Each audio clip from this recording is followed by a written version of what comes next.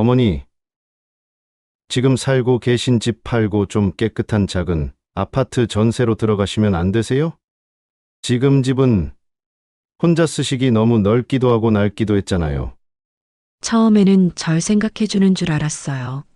민수야, 그 집은 너 아버지랑 내가 평생 열심히 일해서 마련한 집이기도 하고 아버지와 너와의 추억이 많은 곳이라 엄마 죽기 전엔 팔고 싶지가 않네. 추억이 뭐 밥 먹여주나요? 제가 이번에 사업을 좀 확장하려고 하는데 돈이 좀 필요해서요. 안녕하세요. 저는 제주도에 살고 있는 올해 75된 박순남입니다. 75살이 된 지금도 저는 매일 새벽 4시에 눈을 뜹니다. 몸에 밴 습관이란 참 무서운 것인 거지요. 젊었을 때 바다로 물질하러 나가던 시간이 아직도 저의 몸에 남아있는 것 같습니다. 이제는 더 이상 차가운 바닷속으로 들어가지 않았지만 대신 새벽 시장에서 생선 장사를 하며 생계를 이어나가고 있습니다. 12년. 저의 외아들 민수가 중국으로 떠난 지 12년이나 흘러버렸습니다. 그동안 저는 혼자 이 제주 바닷가 집에서 살아왔습니다. 처음엔 1, 2년이면 금방 돌아올 줄 알았는데 1년이 지나고 2년이 지나고 어느새 10년이 넘어버리게 된 거죠. 그런데 민수에게서 갑작스럽게 전화가 왔습니다. 어머니, 중국 사업이 잘 진행이 안 돼서 한국에 들어가야 할지도 모르겠어요.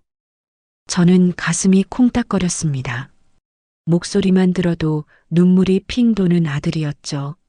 하지만 기쁨도 잠시, 아들은 곧바로 다른 이야기를 꺼내기 시작했습니다. 어머님, 아버지가 남겨주신 그 땅 있잖아요. 그거 좀 팔아서 사업 자금 보태주시면 안 될까요? 순간 가슴이 철렁했습니다. 하지만 저는 주저하지 않았습니다. 저는 남편과 함께 평생 모아서 산 그 소중한 바닷가 땅 절반을 팔았습니다. 하나밖에 없는 외아들 민수가 힘들다는데 어떻게 안 도와줄 수 있겠어요?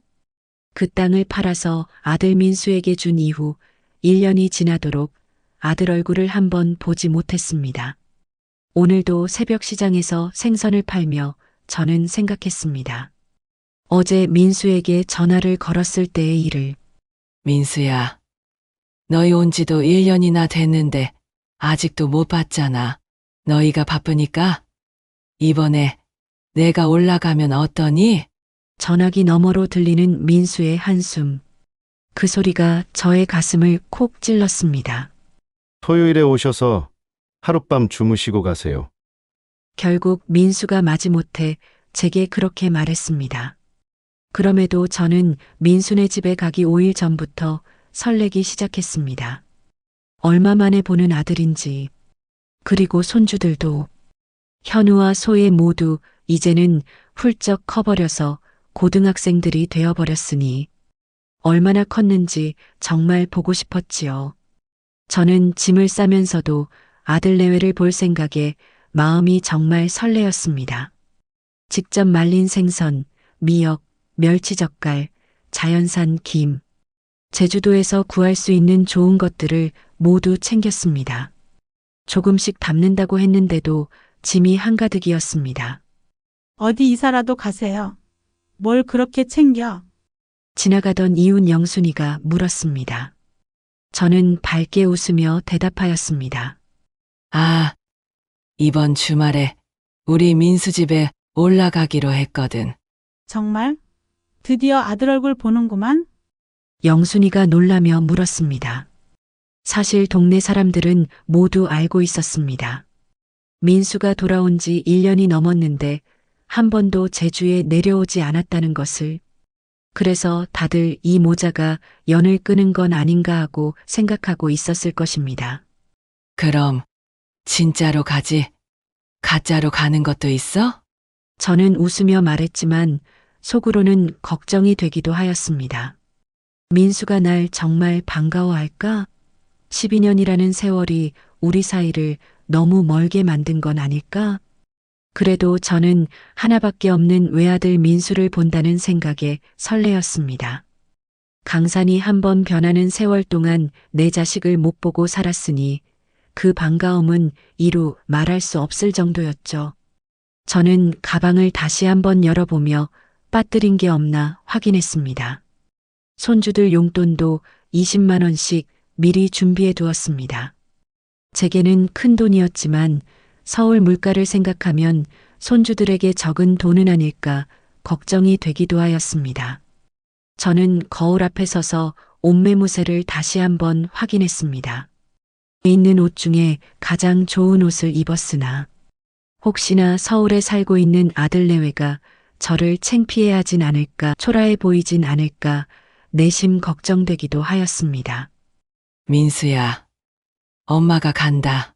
저는 남편의 사진 앞에서 작은 목소리로 말했습니다. 당신이 살아있었으면 얼마나 좋았을까? 손주들 얼굴도 보고. 목이 메었습니다. 남편이 세상을 떠난 지 벌써 10년이 넘는 세월이 되었습니다. 남편의 장례 때도 비자 문제로 민수는 들어오지 못하고 중국에 있었습니다. 하지만 서운하지 않았습니다. 아들의 사정이 있는 거라고 생각했기 때문이죠. 괜찮아. 이제 돌아왔으니까. 저는 스스로를 위로했죠. 집을 나서며 한 번 더 가방을 확인하며 혹시 뭔가 빠뜨린 건 아닐까. 아들과 며느리, 손주들을 위해 준비한 선물들을 모두 확인하였습니다. 버스 정류장으로 걸어가는 발걸음이 가벼웠습니다. 한 짐 가득 이고 메고 동네를 나서니 동네 사람들이 인사를 건네기 시작했습니다. 순남아 어디가? 서울 아들 집 가. 아이고 좋겠다. 잘 다녀와. 저는 환하게 웃었습니다. 버스를 기다리면서 저는 다시 한번 생각했습니다. 12년. 참 긴 시간이었죠. 그동안 민수는 어떻게 살았을까? 힘들었을까? 중국에서 사업이 잘 안 됐다고 했는데 얼마나 속상했을까? 그래도 이제 한국에 돌아왔으니까 괜찮을 거야. 저는 못 만나서 서운한 감정을 다스리기 위해 스스로를 달랬습니다. 이제는 한국에 왔으니깐 지금 만나러 가는 거니까라며 애써 저를 위로하는 것 같았습니다. 저는 무거운 가방을 들고 버스에 올랐고 비행기를 타고 택시를 타고 아들 집으로 향하는 긴 여행이 시작된 거죠. 창밖으로 스쳐가는 풍경을 보며 저는 상상했습니다.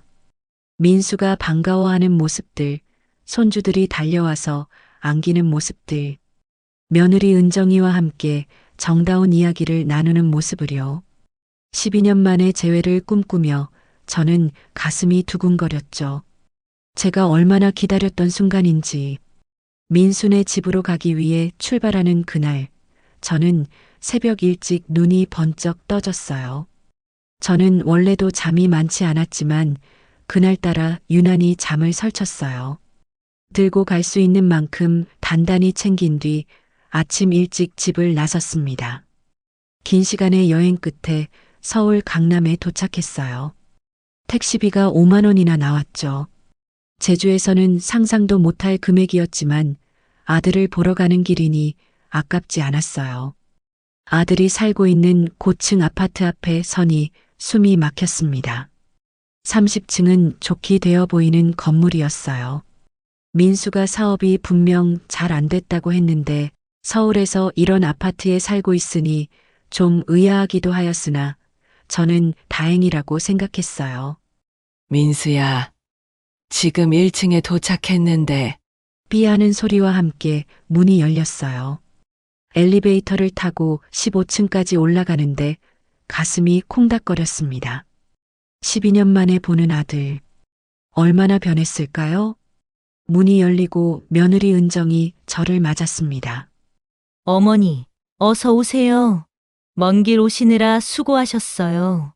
반가운 얼굴이었어요. 그런데 민수랑 애들은? 아, 부부 동반 모임이 있어서 먼저 일 본다고 나갔어요. 저도 이따 나가서 저녁에 들어올 예정이에요.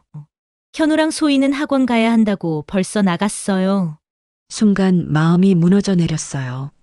12년 만에 오는 저를 두고 모두 나가버렸다니. 그럼 언제 와? 저녁 늦게 들어올 것 같아요. 저도 죄송한데 모임 참석해야 해서. 일주일 전에 잡은 약속이라 갑자기 취소할 수가 없어서요. 은정의 목소리가 어색했어요. 미안해하는 것 같지만 진심은 아닌 것 같았죠. 그렇게 며느리마저 나가버리고 저는 텅 빈 집에 혼자 남겨졌습니다. 이게 무슨 상황이죠? 12년 만에 만나는데 이럴 수가 있나요? 저는 소파에 털썩 주저앉았어요. 가슴 한편이 서늘해졌습니다. 할 일이 없어 어쩔 줄 모르던 저는 집안을 둘러보다가 청소라도 하자는 마음이 들었어요. 거실 바닥을 쓸고 먼지를 닦고 화장실 청소까지 했습니다. 부엌 설거지도 하고 냉장고도 정리했어요. 가져온 생선과 김도 냉장고에 넣어두었죠. 손주들이 맛있게 먹었으면 좋겠다는 마음으로요. 시계를 봤습니다. 오후 3시. 아직도 4시간은 더 기다려야 했어요.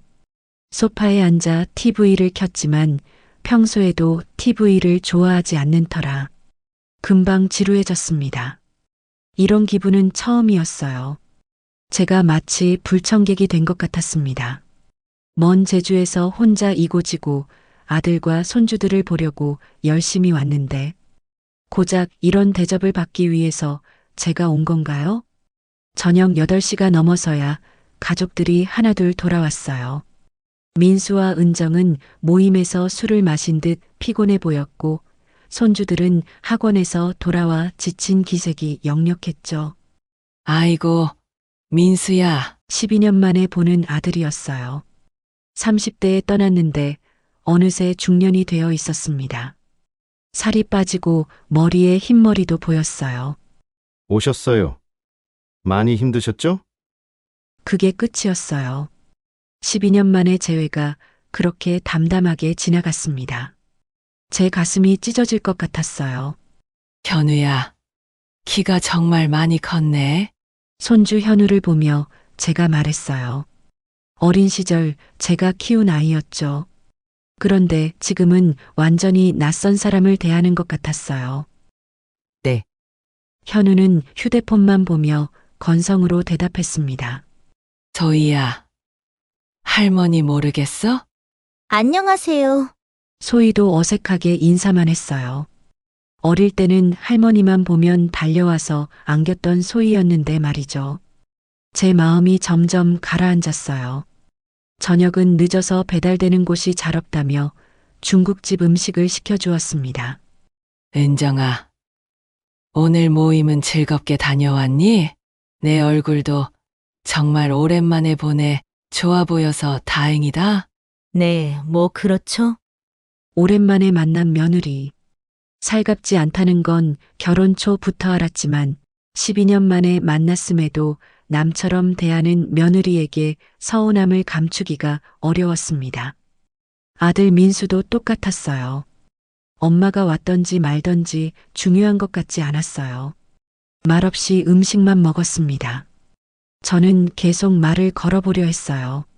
제주도 바다가 요즘 어떤지 궁금하지 않니? 요즘 전복이 많이 잡혀서 너희 오면 엄마가 맛있게 한상 차려줄 텐데. 아, 네. 짧은 대답뿐이었어요. 식사 내내 침묵만 흘렀습니다. 저만 혼자 말을 걸다가 포기했어요. 이게 제가 12년을 기다린 시간의 결과라는 게 참 비참했습니다.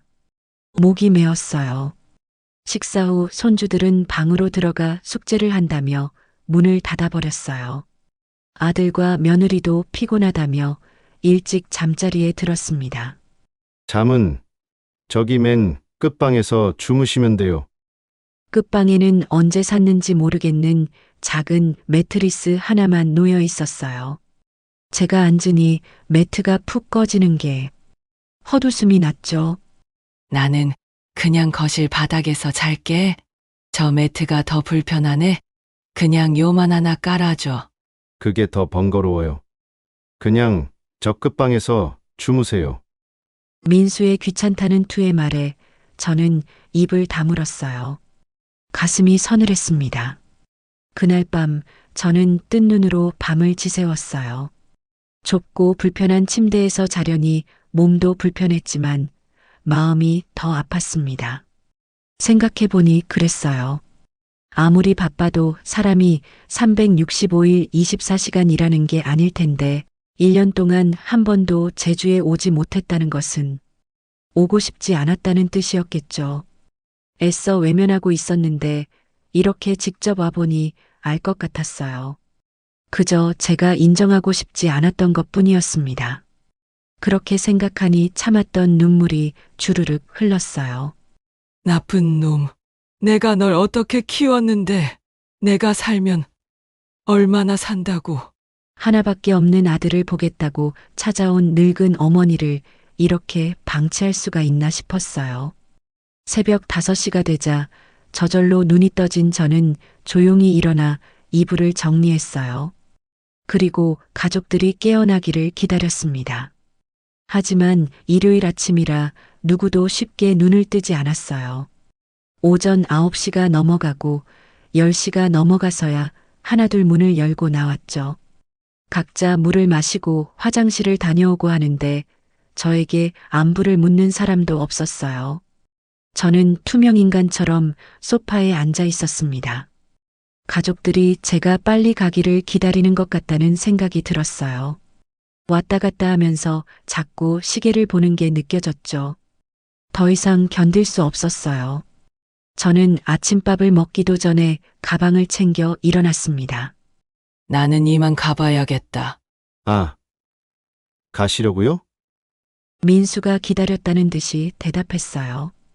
그러면서 주섬주섬 옷을 챙겨 입었죠. 어차피 저도 볼 일이 있어 나가야 되니까 가는 길에 김포까지 모셔다 드릴게요. 무언가 후련해 보이는 아들의 표정을 보니 저는 머리를 망치로 맞은 듯 했습니다. 새벽 내내 했던 생각이 맞았구나. 저는 나오기 전에 손주들에게 20만 원씩 용돈을 챙겨주었어요. 그리고 앞으로 언제 볼지 모른다는 생각에 오래도록 눈으로 그 얼굴들을 담았죠. 공부 열심히 하고 아프지 말고 건강히 지내렴. 네, 감사합니다. 현우와 소희가 건성으로 대답했어요. 한때는 제 품에서 잠들던 아이들이었는데 이제는 완전히 남이 되어버렸어요. 왠지 모를 생각에 가슴이 찢어질 것 같았습니다. 차를 타고 김포로 가는 길 역시나 침묵이 흘렀어요. 저는 창밖을 바라보며 생각했죠. 이게 마지막이구나. 왠지 모르게 다시는 아들과 손주들을 볼 수 없다는 생각이 들었습니다. 아, 어제 택시비 얼마 나왔어요? 드리기로 했잖아요. 민수의 갑작스러운 말에 허탈한 웃음이 나왔어요. 분명히 며느리가 택시비 줄 때 옆에 앉아서 이야기 나누었던 게 바로 오전인데 무슨 말이 오고 갔는지도 모를 만큼 저에게 무관심했던 것 같았죠. 은정이가 이미 줬잖아. 아, 그래요. 그렇게 5분쯤 가다가 민수가 다시 입을 열었어요. 무언가 할 말이 있는 듯 운전하며 백미러를 통해서 뒤에 앉은 저와 눈을 맞췄죠. 그리고 그 말이 나왔어요. 어머니, 지금 살고 계신 집 팔고 좀 깨끗한 작은 아파트 전세로 들어가시면 안 되세요? 지금 집은 혼자 쓰시기 너무 넓기도 하고 낡기도 했잖아요. 처음에는 절 생각해 주는 줄 알았어요. 민수야, 그 집은 너 아버지랑 내가 평생 열심히 일해서 마련한 집이기도 하고 아버지와 너와의 추억이 많은 곳이라 엄마 죽기 전엔 팔고 싶지가 않네. 추억이 뭐 밥 먹여주나요? 제가 이번에 사업을 좀 확장하려고 하는데 어머님 집 매매하시면 전세금 하시고 남는 거 좀 보태주시면 안 될까요? 내 마지막 보금자리까지 팔라고 제 온몸이 떨렸어요. 사업 자금은 이미 예전에 땅 팔아서 보태줬잖아. 그 집은 팔고 싶지가 않네. 그 땅은 언제 팔았는데 또 얘기하세요. 저도 정말 급해서 그러는 거예요. 이번에 사업 잘 되면 나중에 더 좋은 곳으로 모셔갈게요. 거짓말이었어요. 절대 그런 일은 없을 거였죠. 됐다, 그만하자.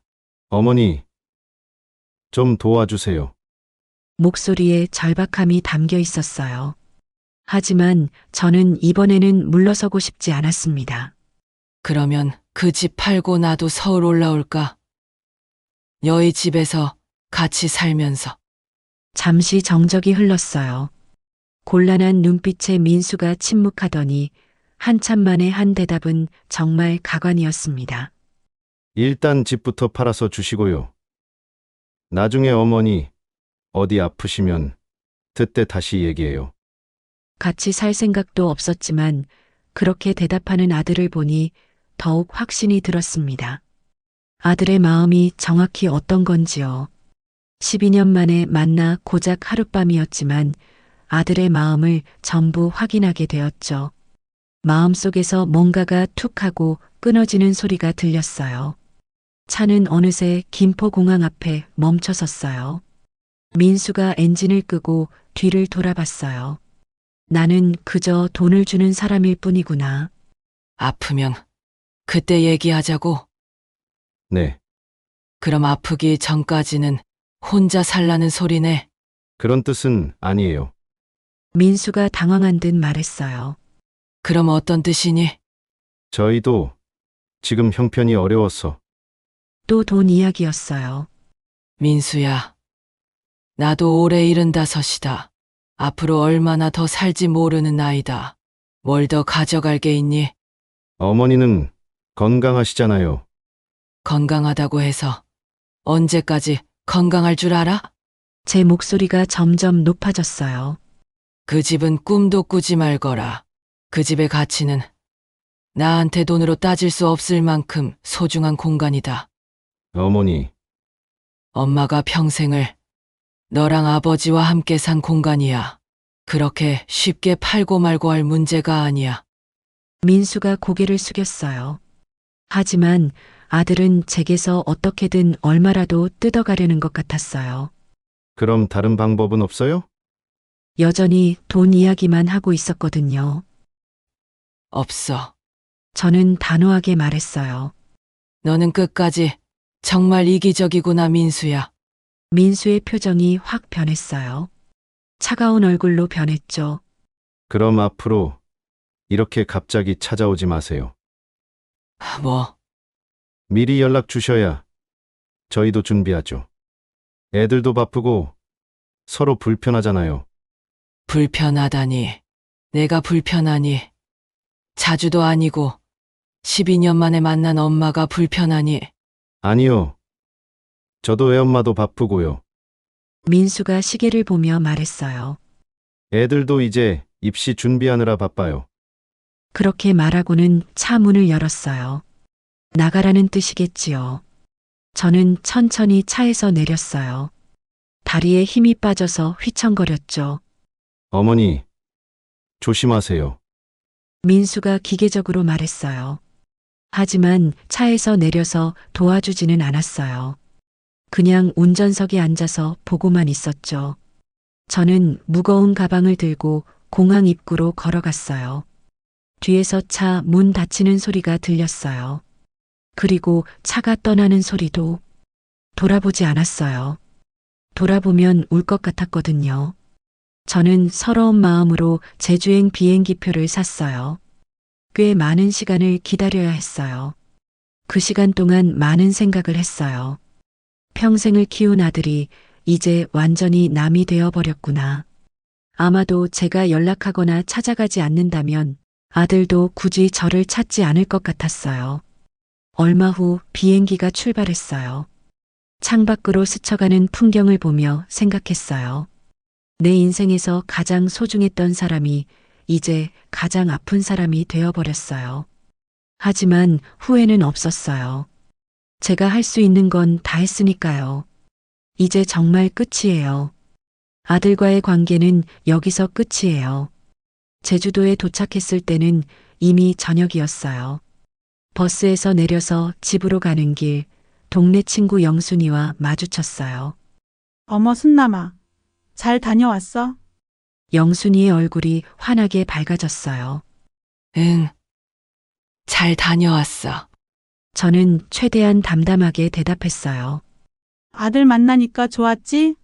손주들도 많이 컸을 테고. 그럼 좋지. 영순이가 제 표정을 자세히 살펴봤어요. 근데 왜 그래? 표정이 안 좋아 보이는데. 아니야. 그냥 피곤해서 그래. 정말이야. 뭔가 이상한데. 영순이가 계속 물어보려고 했어요. 하지만 저는 더 이상 말하고 싶지 않았어요. 아들과 며느리가 너무 바빠서 이제 자주 가기는 어려울 것 같아. 아이고, 그렇구나. 그래도 가족인데 언젠가는. 난 얼른 집에 가봐야겠다. 저는 서둘러 영순이를 피했어요. 시큰해지는 눈을 숨기고 싶었거든요. 집에 도착해서 문을 열었어요. 조용한 집이었어요. 너무 조용했죠. 거실에 앉아서 한숨을 쉬었어요. 이제 정말 끝이구나. 민수는 더 이상 제 아들이 아니에요. 그냥 돈을 달라고 하는 사람일 뿐이에요. 마음 한편이 허전했어요. 하지만 이상하게도 후련하기도 했어요. 저는 민수를 키우는 내내 엄마인 제가 오히려 끌려다니며 살았던 것 같아요. 하지만 이제는 더 이상 그렇게 살 필요가 없을 것 같아요. 그날 밤 잠이 오지 않았어요. 침대에 누워서 천장을 바라봤어요. 남편과 민수를 낳고 열심히 일해서 함께 이 집을 샀던 그날이 생각났어요. 그때 남편이 얼마나 기뻐했는지 기억났죠. 순남아, 이제 우리도 여기서 민수 잘 키우면서 행복하게 살자. 남편의 웃음소리가 들리는 것 같았어요. 이 집은 단순한 집이 아니에요. 저와 남편, 그리고 이제는 남이 되어버린 아들 민수의 추억이 가득 담긴 집이었어요. 아들을 키우며 웃고 울었던 추억이 가득한 곳이에요. 그걸 어떻게 팔 수 있겠어요? 다음 날 아침 일찍 일어나서 새벽 시장에 나갔어요. 생선을 정리하면서 마음을 다잡으려고 했어요. 순남아, 아들 만나고 오곤 기분이 한결 나아 보여. 생선 가게 옆에서 채소를 파는 정수기가 말했어요. 그래? 응, 뭔가 마음이 편안해 보이네. 정수기의 말이 맞았어요. 저는 정말로 무거운 짐을 내려놓은 기분이었어요. 글쎄, 이번에 아들 집 갔다 와서 많이 정리가 됐거든. 무슨 일 있었구나, 너. 정수기는 단번에 제 마음을 눈치챈 것 같았어요. 하지만 저는 오히려 기분이 나아졌어요. 더 이상 아들의 기분을 살피며 며느리의 눈치 보며 사는 힘든 삶이 아니라 마음 편안한 삶을 살아갈 수 있을 것 같았거든요. 며칠 후 민수에게서 전화가 왔어요. 어머니, 응, 집 문제 혹시 생각해 보셨어요? 여전히 집 이야기였어요. 그 일로 연락할 거면 다시는 연락하지 말거라. 그럼 다른 방법은? 인수야, 저는 단호하게 말했어요. 엄마는 이제 더 이상 내 엄마 안 하려고 한다. 그게 무슨 말씀이세요? 이제 더 이상 내 엄마로서의 박순남은 없다. 너는 내 식솔들 잘 챙기고 행복하게 살아라. 어머니, 민수의 목소리가 급해졌어요. 애들 잘 키우고 건강하게 살아. 난 이제 내 갈 길 갈 테니까. 어머니, 잠깐만요. 전화를 끊었어요. 마음이 아프긴 했지만 후회는 없었어요. 이제 정말 끝이에요. 그 후로 민수는 더 이상 전화하지 않았어요. 저도 연락하지 않았어요.